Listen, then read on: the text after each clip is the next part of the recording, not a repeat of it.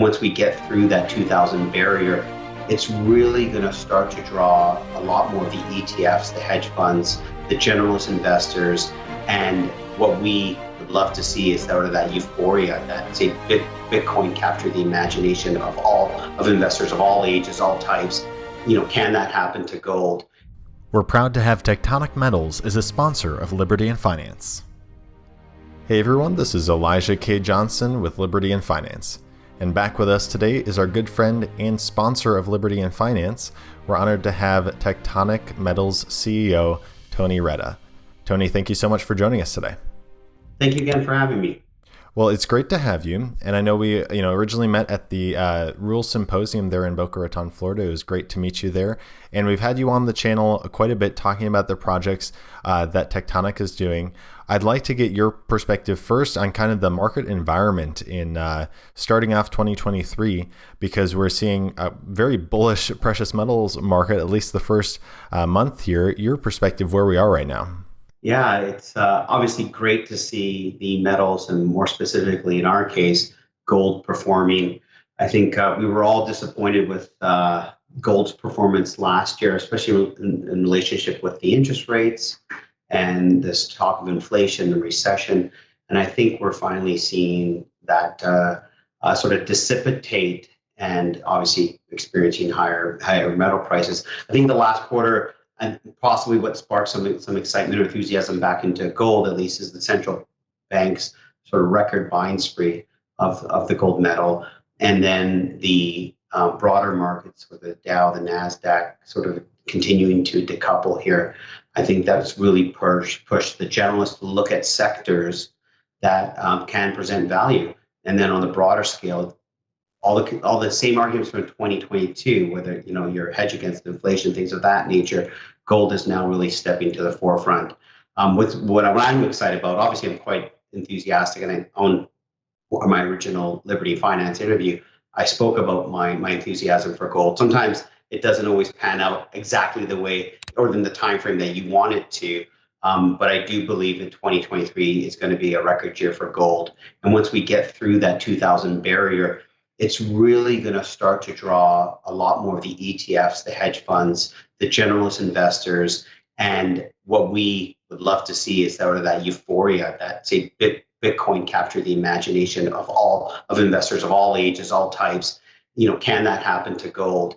And the other thing is, for better or for worse, is the U.S. dollar perhaps not performing as strongly as it did in the latter half of 2022. So I think we're going to see $2,000 gold. And I think once we get to that point, if we can hold it, then we might start to see this euphoria start to trickle into the gold space. And in turn, that will trickle into the gold equities. From an investment perspective, money follows money. So wherever money's being made, that's where people are going to go park their capital. And I think the resource sector did present and continues to present a lot of opportunity and a place to experience tremendous growth. In 2023, with the backdrop of strong gold price in the plus $2,000 range, could present a pretty unique and compelling opportunity for gold equities. And when it comes to Tectonic stock price, I was seeing that, in 2022, we saw about a 50% rise in the stock price. I think even a bit more than that. What do you think were the fundamental drivers of that? Yeah, definitely. Well, I think I'm going to quote Rick Rule on this one, actually. He says the best cure for low prices is low prices. And we hit an extremely low price, in the 5-cent range. And as a CEO and as a founder of this company, it was quite disheartening to see that. But the backdrop with the broader markets, everything was decoupling and gold wasn't performing. So, fear of recession really came to the forefront. And that just was like an anchor tied around your ankle, just, causing you to sink here.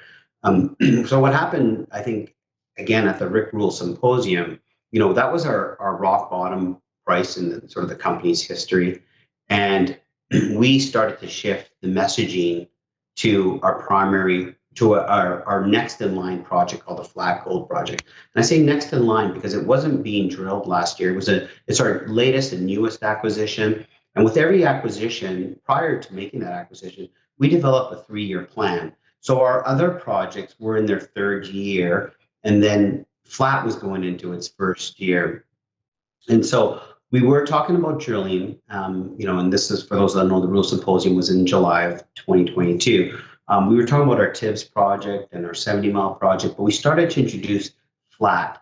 And we did that also with some of our existing shareholders, one in particular, Crescat, who's advised by Quentin Henning, who I know has been on your show here with us. He really started to see the potential of this project, and Crescat in turn doubled their share ownership in our company, from say 12% all the way to 24% ownership in our company is quite remarkable, actually. And we started to communicate the story much more and make this a focus of Tectonic. We were going into the field at flat in early fall, and so we started to get the word out on this project. And that, in conjunction to flat, sits in the Tectonic Gold Belt, which for those who don't know is sort of a prospective mineral belt full of deposits and mines transcending from northern BC into the Yukon and into Alaska. But there was a company called Snowline that actually made a discovery in the Yukon on the same sort of deposit style as the flat project, and that catapulted their stock, from say 70, 80 cents all the way to $4.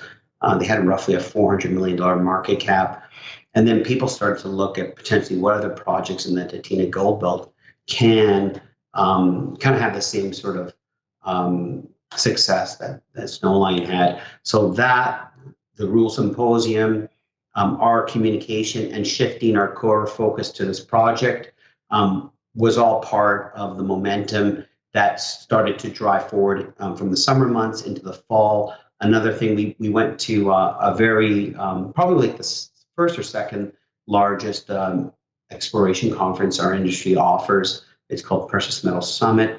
And that, I remember even at that conference, we had 40 plus meetings, some speaking spots, and I started to slowly communicate the flat project. That turned into some more road shows from investors and corporates also asking us to meet with them.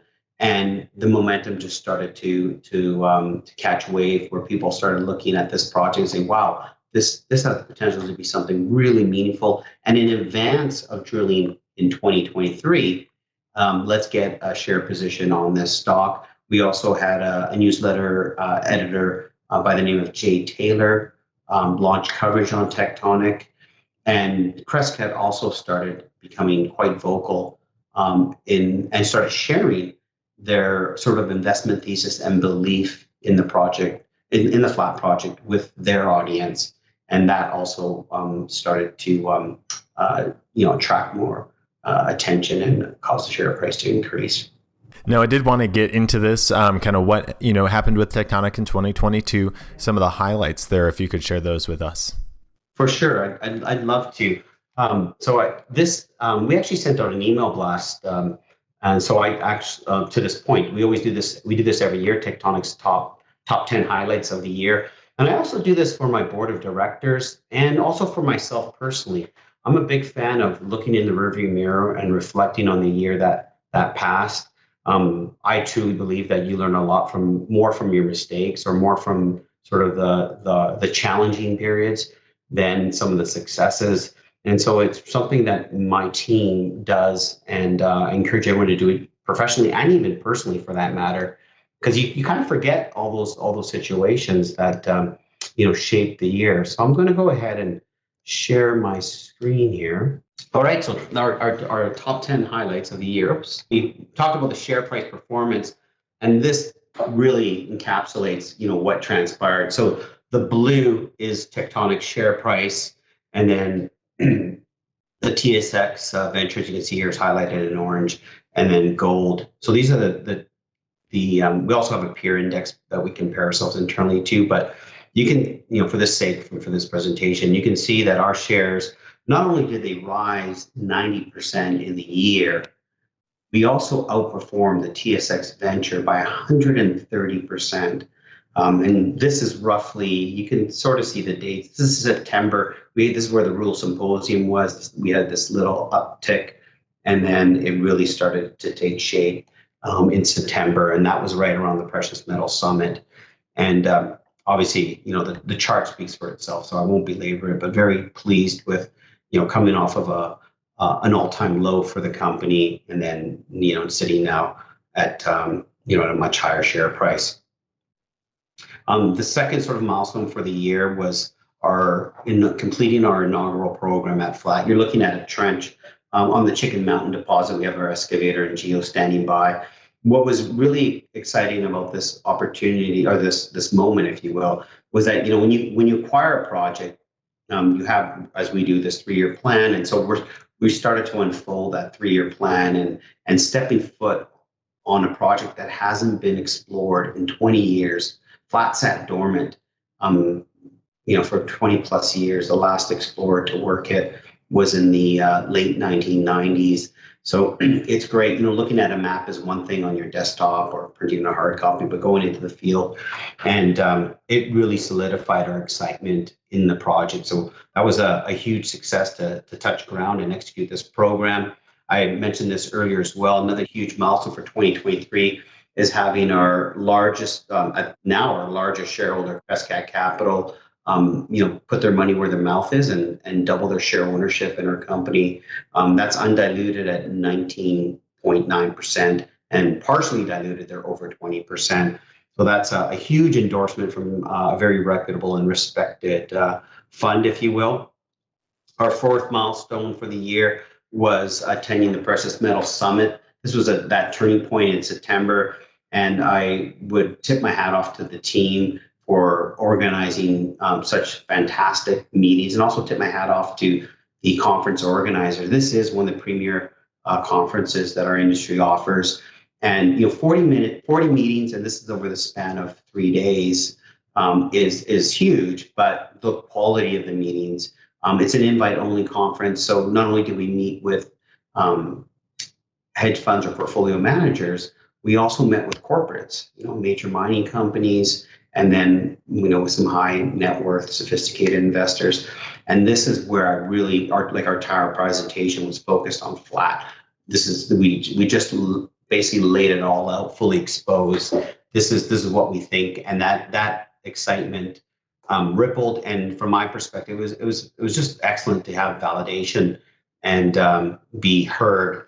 So a key turning point for our program. This is in no particular order per se. The metallurgical program, again, coming up with a 3-year plan as part of the acquisition. Step one was metallurgy. I think we might be one of the only junior mining companies that's actually done metallurgy before drilling. And we do have the benefit of historical drill core that was stored in a warehouse that we can access. But metallurgy is avoided by a lot of companies because it can kill a project. And from my perspective, I want to have confidence that the gold can be liberated freely from the rock. And this program that we are actually expecting results any day now will be transformative. Whether the market recognizes it or not, that's, we'll let the market figure that one out. But from a corporate perspective or peer perspective, and from our internal perspective, this is going to be transformative and really change potentially the potential economics of this project. The other milestone was welcoming Alaska's leading resource lawyer. When I say leading, that is not an embellishment by any means.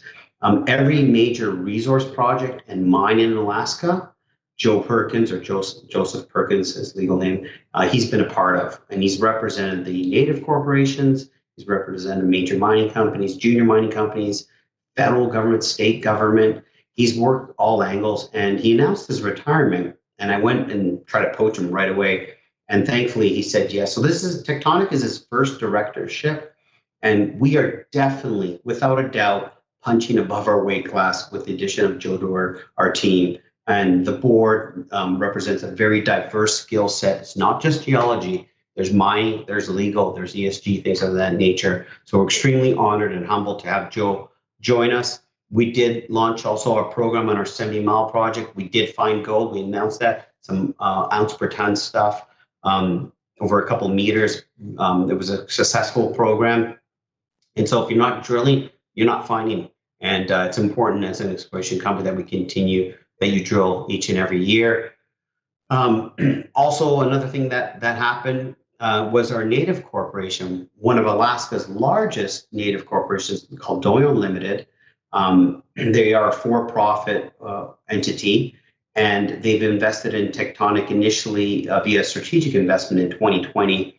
And since then they've made 3 additional investments in our company, and the latest one being in 2022. So Tectonic is different in the sense that we actually have natives supporting us, investing in us to explore on their land. And again, Crescat came in again to support us in our latest financing.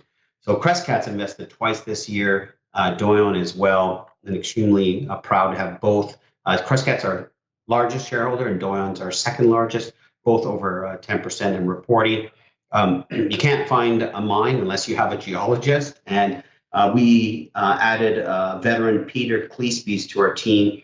Pete's most notable discovery that he's been involved with is the Hope Bay project, which is 8 million plus ounces sold to Newmont in 2007 for 1.5 billion. And so we encouraged Pete to come back at full steam ahead, and it's been a blessing and a true pleasure to work with such an esteemed, respected geologist and also person, I would say. And then last but not least, as we round out our top 10, is finding gold again via drilling on our Tibbs project. And the low angle vein is of significance because the nearby Pogo gold mine, most of the gold is hosted in that, and Tibbs is a Pogo analog, and this was a huge milestone in the history of the project, and also the entire Goodpaster district, to actually find Pogo style mineralization in a low angle vein, not just high angle vein. So that was a huge win. So those were our successes for the year. Now, looking toward 2023, it looks like there's going to be a lot more interest in the metals sector given the rising prices of the metals. I know you mentioned earlier how you're looking for gold to get above that 2,000 level. What are your plans for 2023 for Tectonic? If you wanted to highlight some of the exploration, I know you are focusing, as you mentioned, on the flat project right now. Yeah, it's quite simple. All hands on deck. We're going drilling, and like the exploration that we did last year, that was surface exploration. This is drilling. Obviously, we're drilling at depth here. This will be the first drill program that the flat project has seen in over 20 years. So we're excited. You're not finding anything unless you're drilling, and obviously that's where the most value is created. And it's extremely exciting to see a vision come to fruition. So there's no shortage of targets at flat. There's 55 historical drill holes that all hit gold mineralization, some as high as 12.5 grams over 24 meters, and some lower tenor, such as 0.9 and 0.7 grams over 100 meters roughly. That drilling is going to be targeted because we do think there's potential to expand the high grade and also find new high grade lenses within that. But that is only a portion of the 4-kilometer long gold and soil anomaly. So only about a kilometer and a half has been drilled, but most of the soil anomaly, over 50%, is untested, and the system is huge. So we want to test the breadth of the system with the drill bit. And we do think we are in a great position to really unlock the potential of this project. Now, when it comes to drilling, we have a viewer asking here kind of the timeline. I guess maybe we can break it into 2 questions is typically, what is the timeline from drilling to production, and what is your expectations for Tectonic? Okay, well, drilling to production, if we just look at it from an industry-wide perspective, and there's studies and charts out there, the World Gold Council has something to this effect, but it's roughly a 20-year timeline. And so that doesn't mean you can't make money in between there. A lot of people think production is the holy grail, and yeah, but it comes with its own challenges, right? So that's the timeline for any project. Average is 20 years.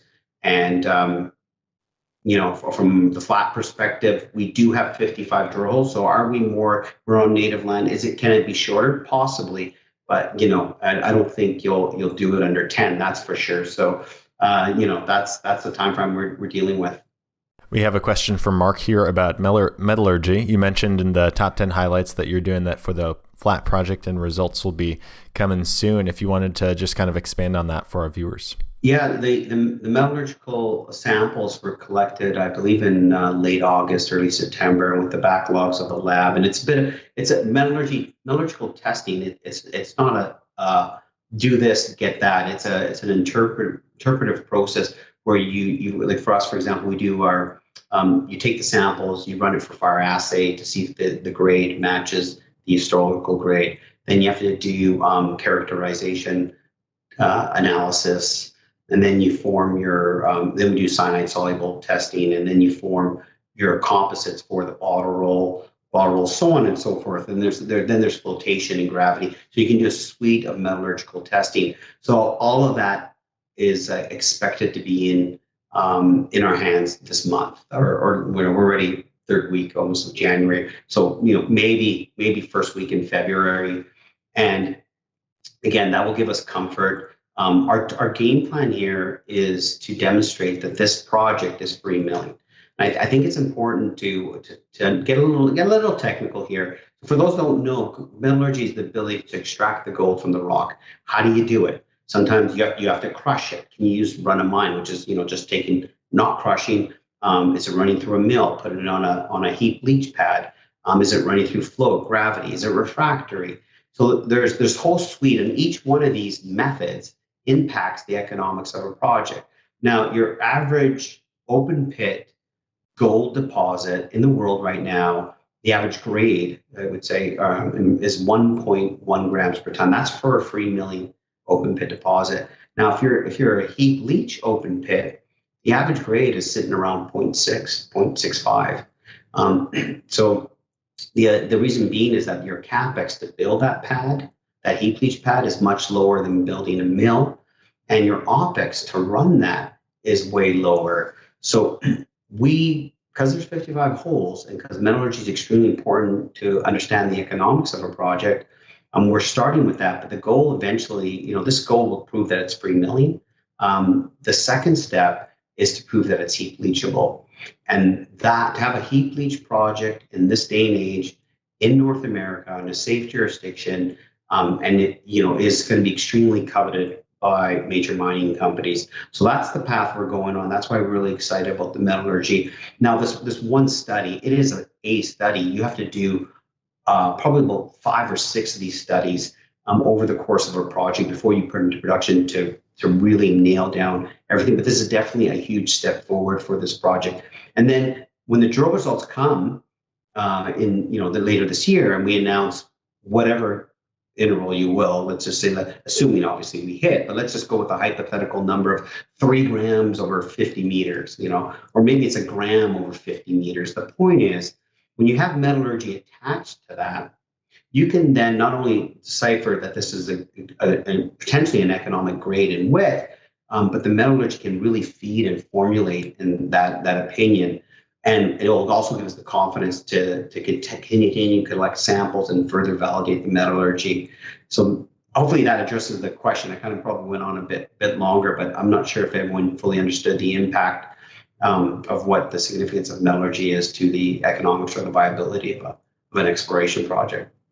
No, I think that's fantastic, and it might be great to have you back on when we get those results early February, it sounds like, or late this month.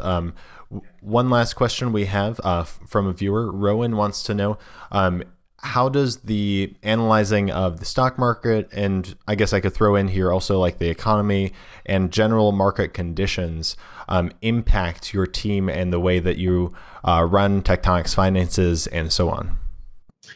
Yeah. Okay, so great question. I would say that being a public company, obviously you're exposed to everything that is out of your control. A war, inflation, recession. You're exposed more, let's just say, actually, than being a private company. So the macro impacts us In a bunch of ways, and more specifically, our share price. You could do all the right things, and your share price doesn't perform. And to that point, you know, we let's say 2021, we had a way higher share price than 2022. The story didn't change. As you see the same story 10 times, and all of a sudden it lands differently on the 11th time, and everyone loves your stock. And case in point was last year. We had the flat project the year prior. We acquired it late 2021, and people just wasn't in the mindset. So as soon as the backdrop creates a more receptive audience. Now there's the few people, such as Crescat and others, that can sort of quiet the noise of the macro markets and see an opportunity. So I actually sometimes like it when things are depressed, because from an acquisition perspective, I have more negotiating power in going after projects such as flat. But it also can kill team morale, or hurt, I should say, team morale. There's nothing worse than trying to raise capital and the world's falling apart. We did that in 2020 when COVID first hit North America.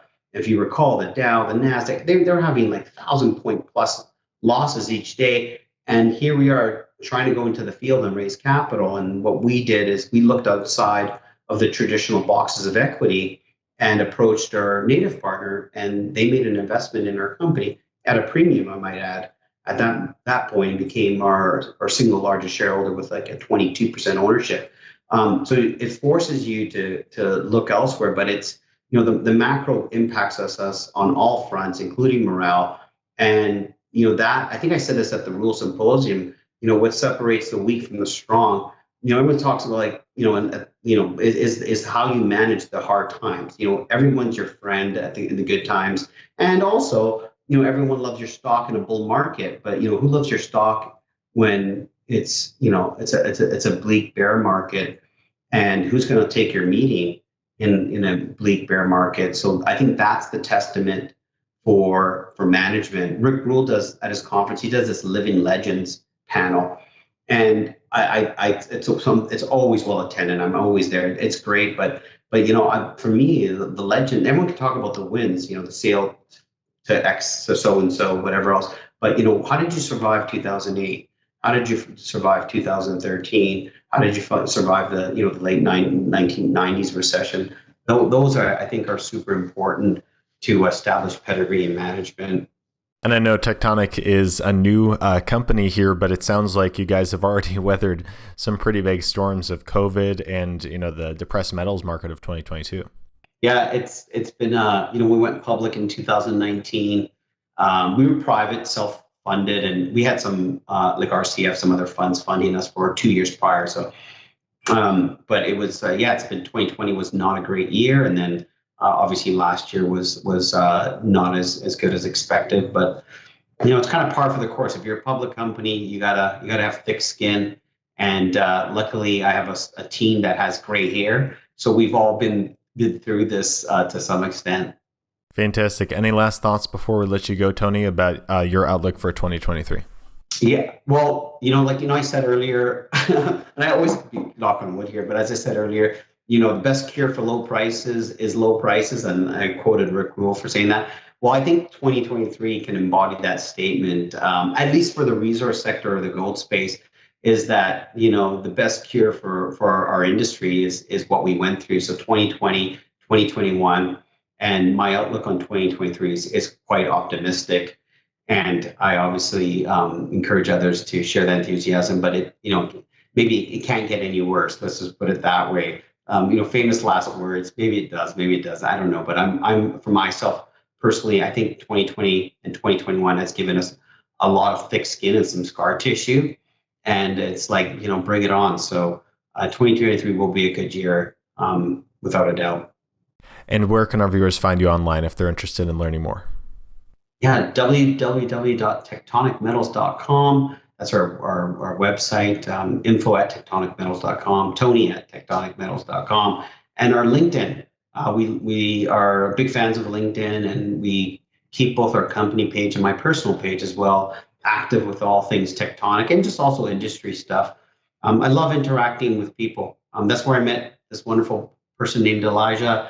at the Rick Rule Symposium, and I met your family, and it was great. So that's the perk of our industry, is that, at least from my perspective, is there's a lot of fascinating, diverse people, and it's a great place to interact. All right. Well, Tony, Reda, once again, thank you so much for your time today, and looking forward to an update soon. Yes. Thank you again.